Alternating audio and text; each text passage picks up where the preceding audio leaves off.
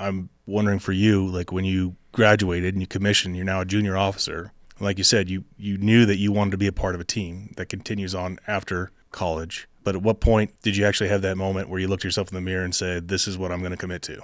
I can tell you it was one of our worst days in Iraq that I decided I was going to make the Army a career. We had just done so we were in southern Baghdad. Just as a little bit of context, the mission was to stop accelerants from entering Baghdad to fuel the sectarian violence. Extremely rural Sunni area. A lot of big homemade deep buried IEDs, suicide bombs, truck bombs, and those kinds of things being pushed into Baghdad. And we had just done this large squadron operation to clear our troop because we were in the reconnaissance squadron AO. And we were at a patrol base, and it was a very difficult area to get in and out of.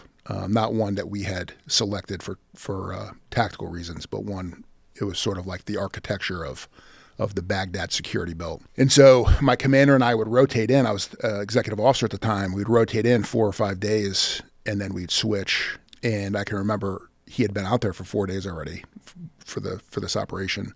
And I can remember asking him in the morning, I said, do you want me to stay out? He said, no, once you go back, get logistics straight, we'll come back out in a day or two.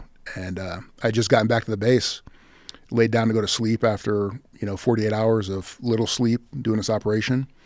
And the radio operator knocked on my door, and they had just been hit with a suicide truck bomb. They were under attack, and they were trying to breach the wire. My commander was stuck under the rubble of the collapsed building on his embedder radio, hailed 2 Apaches on the sheriff's net, and was firing our final protective lines. And so when I ran out of our headquarters to go join the QRF to get down to where they were at, every single soldier who was just on that 48-hour operation, who hadn't slept, was standing by their vehicle, ready to go.